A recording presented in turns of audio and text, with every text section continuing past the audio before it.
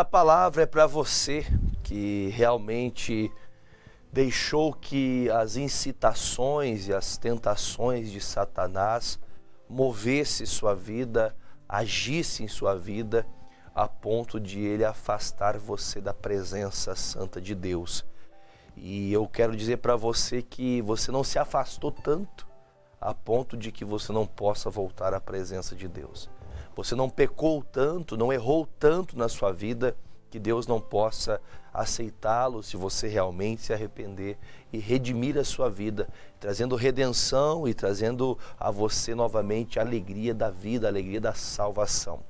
Nós precisamos entender, enxergar que estamos errados, para que então comece o agir de Deus em nossas vidas. O salmo que eu quero abrir com você hoje é um salmo muito conhecido, é o Salmo 51, é um salmo de Davi, um salmo que ele declara, a Deus que está arrependido, que ele reconhece seu pecado, ele sabe qual é o pecado dele e ele pede a Deus perdão. Eu vou tentar, desde o versículo 1 até o 19, eu vou tentar fazer todo este capítulo. Eu tenho aqui ainda um tempo expressivo que eu posso trazer essa mensagem. Vamos ler junto comigo? Diz assim: tem misericórdia de mim, ó Deus, segundo a tua benignidade. Apaga as minhas transgressões, segundo a multidão das tuas misericórdias. Lava-me completamente da minha iniquidade e purifica-me do meu pecado, porque eu conheço as minhas transgressões e o meu pecado está sempre diante de mim. Bom, primeiro momento, quando Davi vem ao Senhor pedir perdão, ele reconhece primeiro que o Senhor é misericordioso. Primeiro fato verídico que você tem que ter em seu coração é que Deus é misericordioso. Ele pode perdoar quaisquer transgressões, sejam elas do cunho mais pesado desta vida. Você pode ter feito a coisa mais terrível deste mundo. Se você reconhece o seu erro, se você arrepende-se diante de Deus, você com certeza tem a fé que Ele é misericordioso e em dar perdão, em perdoar você. Agora, embora muitos saibam que Deus é misericordioso, há algumas pessoas que estão brincando com o pecado. E eu digo para você que a pessoa que brinca com o pecado vai ser, por exemplo, como Sansão. Sansão foi brincando com o pecado, ele foi levando a vida achando que nunca teria problema, que nunca aconteceria nada com ele, levando aquela vida errônea, segundo a palavra. Ele era um nazireu, ele não podia viver aquela vida. O Davi havia cometido um delito terrível, ele cometeu um adultério. E além do adultério, ele então comete um homicídio. Um homem que estava disposto a lutar por ele, um homem que estava disposto a lutar pelos seus irmãos, pela sua pátria, um homem que era fiel de verdade. Assim, Davi cometeu uma das piores catástrofes da vida dele. Porque agora ele mesmo reconhece: Senhor, todos os dias o meu pecado está diante de mim. Há aquele pecado que cometemos muitas vezes sem perceber. E de forma que você não dá conta, você não percebe que acabou fazendo errado, às vezes em palavras, às vezes alguma atitude, às vezes impensada. Mas o pecado de Davi foi pensado, ele tramou o pecado dele. Ele arquitetou o pecado, ele fez tudo de acordo com... O pecado foi sendo conduzido de acordo com aquilo que ele planejou que seria. Então há pecados que são planejados. Há coisas que talvez agora eu possa estar sendo para você que um profeta de Deus, dizendo: olha, se você continuar arquitetando este erro, você vai acabar consumindo ele. Você vai acabar fazendo consumado o desejo desse pecado. O próprio Jesus disse ao Judas: o que você tem que fazer, faça logo. Tem pessoas que não fez ainda, não cometeu porque não teve coragem. E eu vou te incentivar você a fazer que essa coragem diminua cada vez mais, até que você livre-se dessa tentação.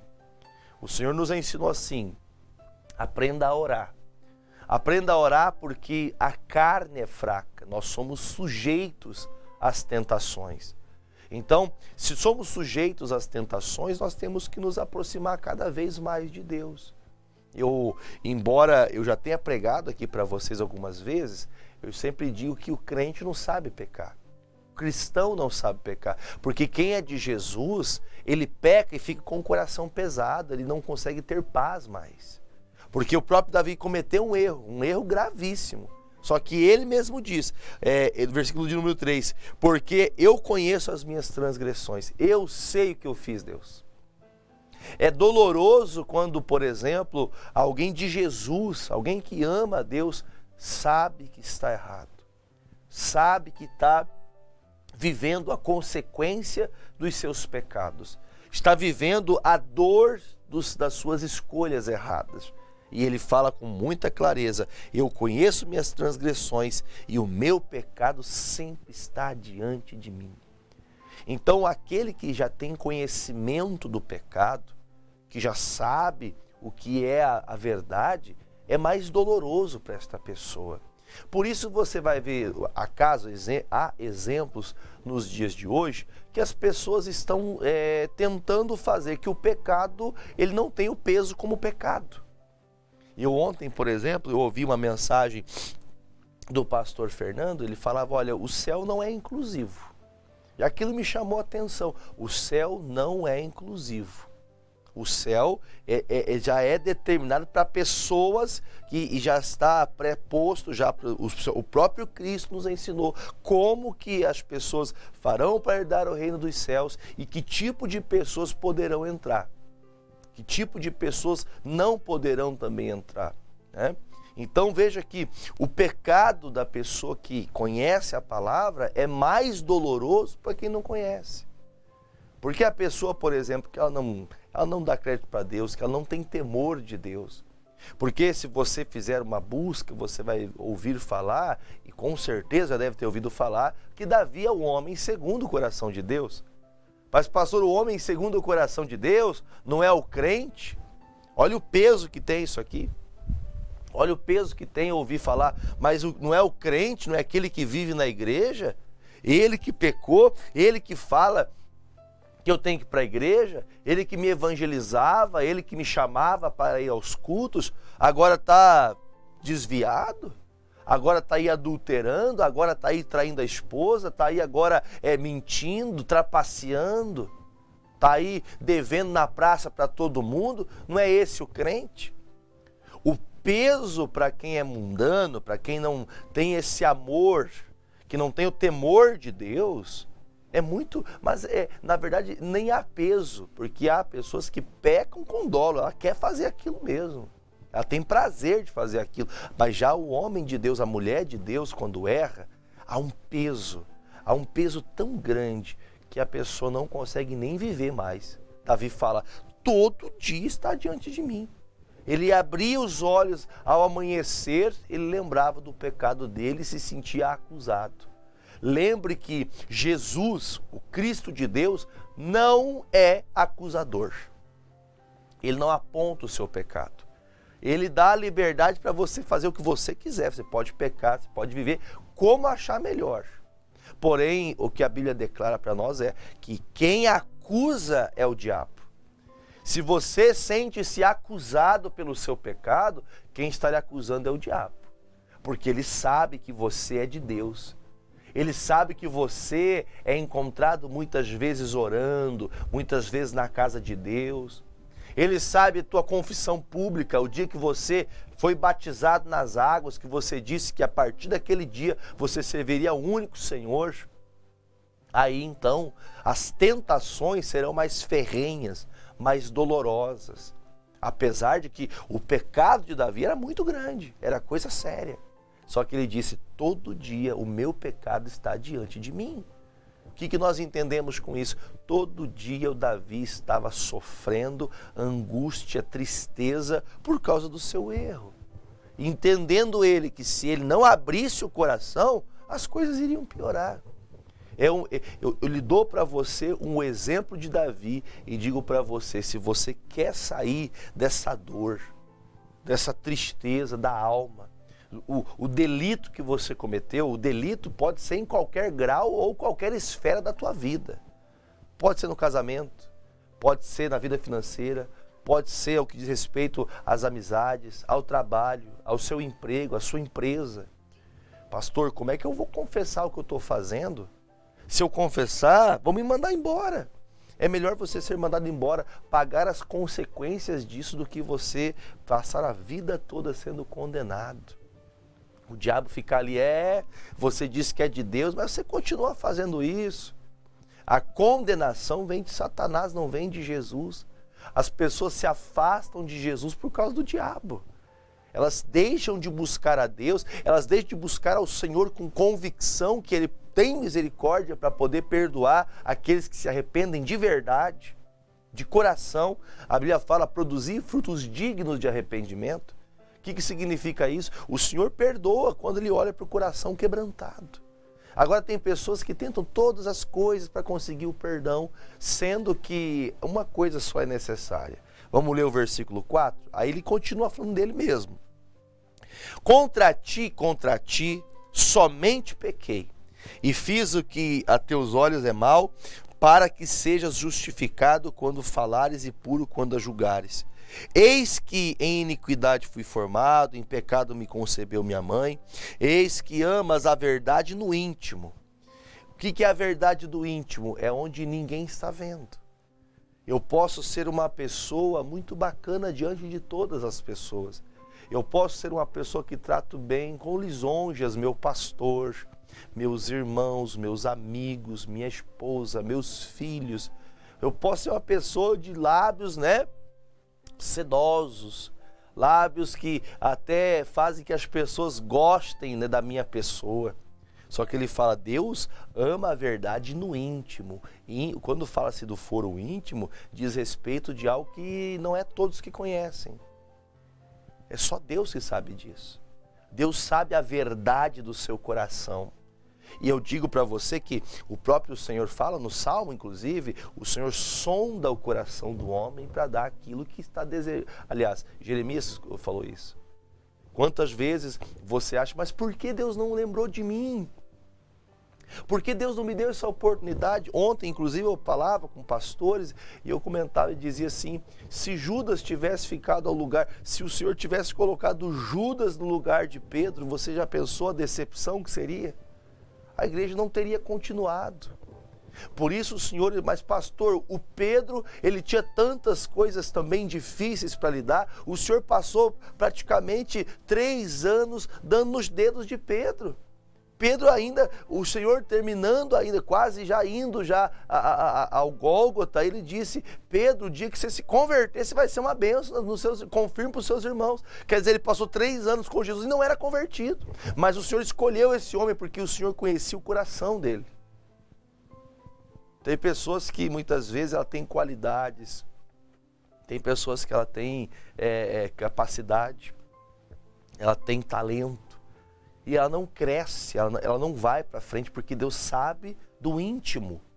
Deus sabe daquilo que está dentro do seu coração. A Bíblia chega a dizer para nós em Deuteronômio 8:2, põe para nós na tela Deuteronômio 8:2, a Bíblia fala que deixei que você passasse nesse deserto, todo esse caminho. Pode pôr na tela, te lembrarás de todo o caminho pelo qual o Senhor teu Deus te guiou no deserto. Estes 40 anos para humilhar-te, para te tentar, para saber o que estava no teu coração, se guardaria os seus mandamentos ou não. Ou seja, o tempo vai falar se você é verdadeiro. O tempo vai mostrar se você realmente é aquilo. Mas pastor, não tem lugar para todo mundo fazer tudo igual. Tem sim.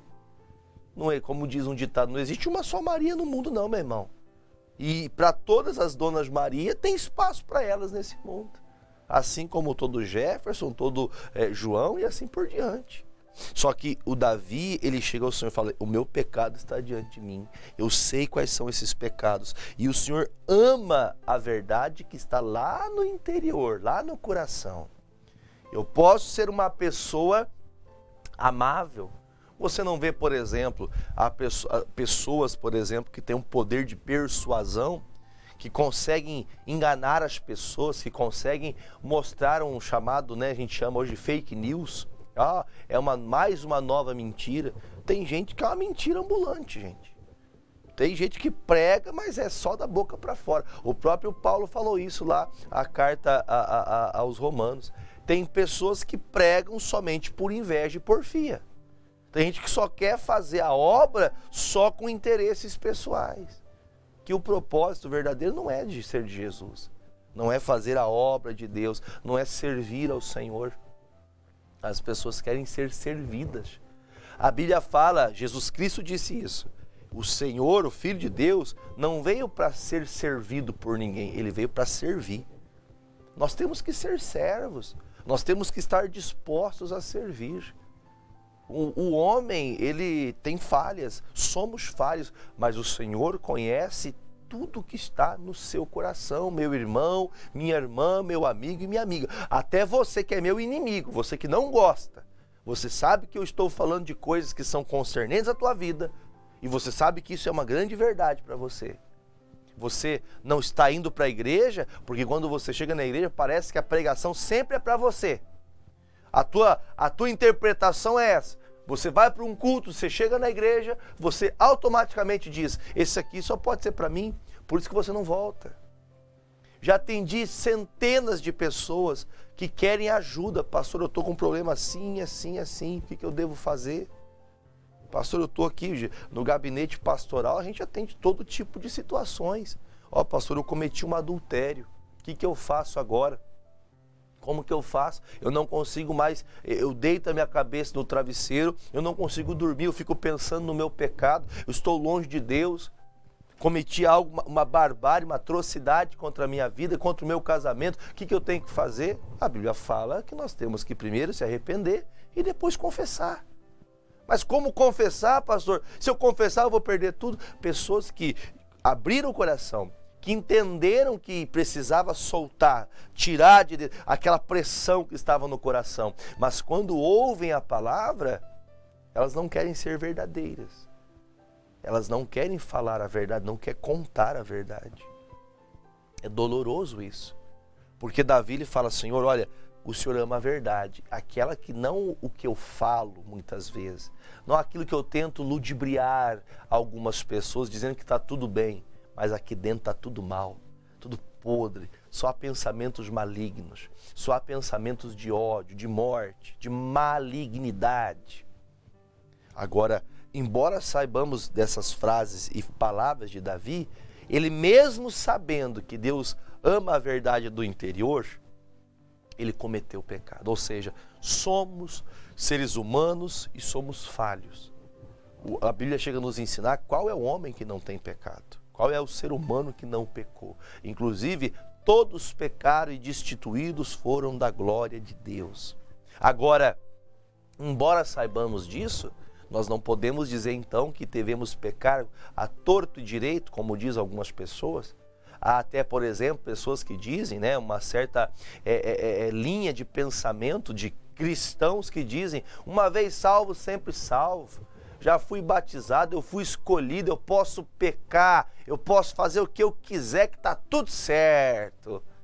Cuidado com esse teu pensamento aí, você está seguindo o Calvino, está seguindo o Armínio, está seguindo o Lutero, mas não está seguindo Jesus. Está seguindo todo mundo. Não, porque a ideia dele é essa, porque a ideia dela é aquilo, porque é aquilo outro, porque... Não, peraí. Vamos para a palavra de Deus? Davi diz, olha, o Senhor quer verdade. O Senhor não quer ninguém. Ninguém pode ser uma mentira, né? Não pode ser uma vida de mentira, de falsidade. Você não pode viver usando uma carapuça. Olha o que diz o versículo ainda de número 6. Eis que amas a verdade no íntimo, e no oculto me fazes conhecer a sabedoria. Faze-me ouvir júbilo e alegria para que gozem os ossos que tu quebraste. Esconde a tua face dos meus pecados e apaga todas as minhas iniquidades. Davi lhe roga a Deus, Senhor, tira os olhos desses pecados que cometi, até porque ele pensara no seu coração que o Senhor estava querendo olhar e apontar o seu pecado. Na verdade, o Senhor está esperando que a pessoa que pecou se apresente e fale, Senhor, eu pequei, eu errei, eu falhei. Eu preciso de redenção. Muitas vezes, eu já ouvi várias vezes o missionário falando disso. Quando você pecou contra Deus, em uma oração sincera, verdadeira, você vai fazer uma oração.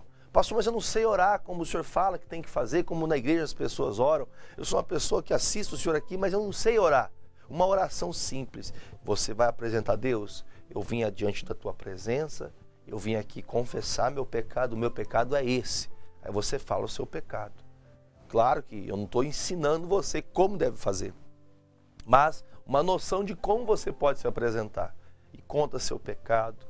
Confessa: Senhor, eu estou arrependido de ter feito isso contra o Senhor. Eu pensei, eu tomei uma atitude. Não feriu ninguém, mas feriu a mim mesmo.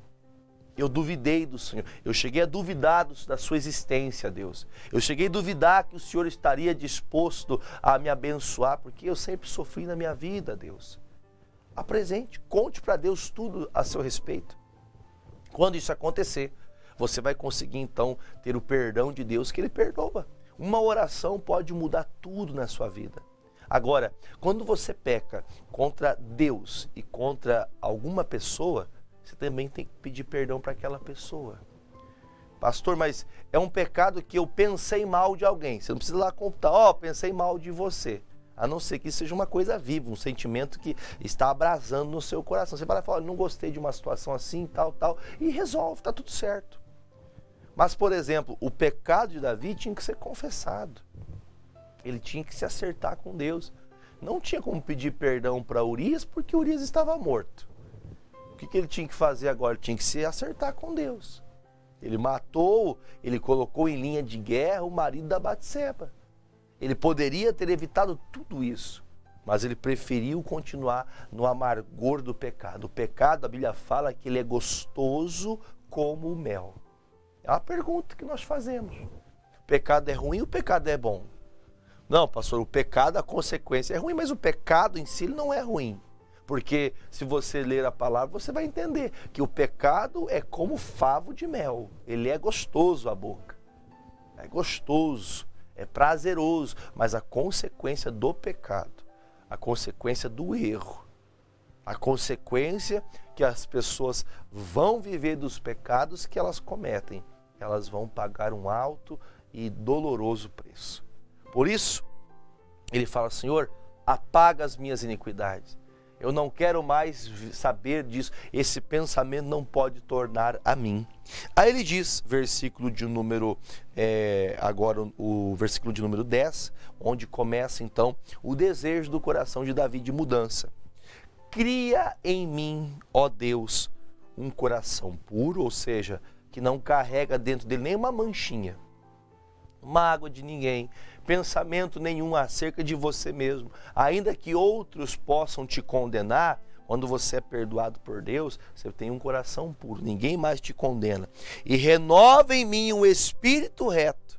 O que ele está dizendo isso? Senhor, eu quero que a partir de hoje eu seja um homem reto, me ajude a andar em retidão. Há uma oração tão simples para você, homem de Deus, mulher de Deus.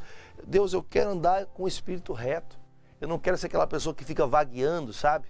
Entre o pecado e a luz, a escuridão e a luz, entre a graça e a maldição, a bênção e a maldição. A pessoa que está um dia com Jesus, um dia com o diabo, um dia com a bênção, um dia com a maldição.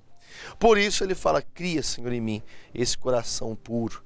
Me dá também um espírito reto. Não me lances fora da tua presença e não retires de mim o teu Espírito Santo. Torna a dar-me a alegria da tua salvação e sustém-me com o espírito voluntário. Vamos fazer um comparativo, vamos fazer uma analogia. Quando Saul pecou, o rei de Israel, Saul, errou contra Deus. Ele defendeu com unhas e dentes o seu trono, a sua coroa. Quando Davi chega diante de Deus, ele não está vindo atrás da coroa. Ele não está vindo atrás do trono dele. Ele fala com as palavras dele. Ele diz com muita alegria. Isso aqui me chama a atenção. Ele diz: não retire de mim o teu Espírito Santo. Então, veja a importância que alguns têm. Você tem, qual que é a maior relevância no seu coração? Tua posição? O que você alcançou fazendo com o teu pecado? com o teu erro e você sabe que está errado, você reconhece que isso é errado, ou para você é mais importante a presença de Deus? O que é mais importante? A unção do Espírito Santo sobre você? A santidade de Deus sobre você? O que é mais importante? Sua posição ou a santidade? Aí é uma escolha que você tem que fazer. Torna a dar-me a alegria da tua salvação e sustém-me com o espírito voluntário. Sustentar-me com o espírito voluntário quer dizer, ele está pedindo, Senhor, a partir de hoje eu quero ser essa pessoa que está sempre disposta. Eu quero estar sempre disposto a fazer o que é certo. Ele está pedindo ajuda, Deus. Veja que oração completa. Senhor, eu estou me arrependendo. Ele confessa o pecado dele. Ele chega a Deus, eu quero ser puro. Ele fala, a partir de hoje eu quero ser sustentado. Todos os dias da minha vida eu quero estar disposto a fazer o que é certo. Olha que coração que Davi tinha. Por isso era um homem segundo o coração de Deus. Então, ensinarei aos transgressores os teus caminhos e os pecadores a ti se converterão. Livra-me dos crimes de sangue que ele cometeu. Ó Deus, Deus da minha salvação, e a minha língua louvará altamente a tua justiça. Abre, Senhor, os meus lábios, e a minha boca entoará o teu louvor. Porque te não comprazes em sacrifícios, senão eu os daria. Tu não te deleitas em holocaustos. Sabe o que Davi está dizendo? Olha a singeleza das palavras. Senhor, se o sacrifício agradasse ao Senhor, eu faria qualquer um deles para agradar ao Senhor. Só que Davi entendeu que o sacrifício, lembre-se que no Velho Testamento, quando as pessoas pecavam, eles levavam um animal para o sacerdote então imolar, para o sacerdote sacrificar e apresentar a Deus como perdão. Então veja que há pessoas que estão assim, não, eu peco hoje, amanhã peço perdão, peco hoje, amanhã peço perdão. Quer dizer, a pessoa ela é uma recorrente naquilo, ela gosta daquilo. Então não adianta o sacrifício se não vai ter mudança. Embora você escute, por exemplo, em algumas denominações que você tem que sacrificar, mas não tem salvação. Veja o que está escrito aqui, ó. Ele fala, o Senhor não tem prazer em sacrifícios, senão eu os daria. Ele era rei, ele podia dar tudo para Deus, só que tudo é de Deus. O que você pode dar a Deus o que já é dele? Aí ele fala, tu não te deleita em holocaustos. Aí ele fala, os sacrifícios para Deus são. Aí ele entende, o que é um sacrifício que agrada a Deus? Um espírito quebrantado, a um coração quebrantado e contrito não desprezarás, ó Deus. Ele reconhece. Não adianta eu apresentar dinheiro, eu vou dar uma oferta pelo meu pecado. Tem umas loucuras que ensinam aí fora, dizendo assim, olha, você tem que dar teu dinheiro para os pobres hoje. Não que isso seja uma coisa ruim, porque na vida passada você foi muito mal. Olha que mentira maligna, diabólica. Te enganam, desculpa te falar, mas estão lhe passando a perna e você está caindo, porque o Senhor não quer sacrifício. Ele quer que você tenha um coração quebrantado. Coração quebrantado é quem reconhece. Davi disse, Senhor, eu sei quem eu sou. Eu sei o maldito homem que sou. Eu sei a desgraça do homem que eu sou até agora, mas eu não quero ser essa desgraça de homem mais. A partir de agora eu quero ser um homem santo. Um homem que tem um coração puro. Um homem que vai viver sustentado em fazer o bem, em fazer o que é certo. É isso que Deus pediu para mim. E aí ele diz ali, terminando, abençoa Sião segundo a tua boa vontade, edifica os muros de Jerusalém, então te agradarás de sacrifício de justiça, dos holocaustos, das ofertas queimadas, então se oferecerão novilhos sobre o seu altar. O que ele está dizendo? Depois que está edificado, depois que você está preparado, depois que você está já andando com o Senhor, aí o sacrifício que você faz, tudo que você fizer a Deus, será agradável ao Senhor. Agora, sacrificar a Deus para ter perdão, sendo que teu coração não se arrependeu, o que adianta? Eu vou para a igreja para ver se muda as coisas. Não vai mudar se você for para a igreja e continuar achando que Deus não pode mudar a situação. Deus perdoa, Deus muda a situação, partindo do princípio que você se arrependeu. Então eu digo para você, você não foi tão longe que você não possa voltar para a presença de Deus. Volte enquanto é tempo. E digo para você, se você precisava desta palavra, assim que terminar esse programa, vá ao teu quarto, feche a porta do teu quarto e derrame o seu coração. Derrame a sua oração perfeita diante de Deus. Qual que é a oração perfeita? A verdade. Porque Deus ama a verdade do interior. Não aquela que você faz para todo mundo ver. Né? Não é aquela que todo mundo... Eu já vi pessoas que estão na igreja orando, com o celular na mão, tirando selfie assim, ó. Fechando o olho para a pessoa ver, eu estou orando aqui na igreja. Você acha que essa é a verdade do interior do coração? Então tome cuidado, para que você seja sincero de verdade diante de Deus. Amém? Vamos orar?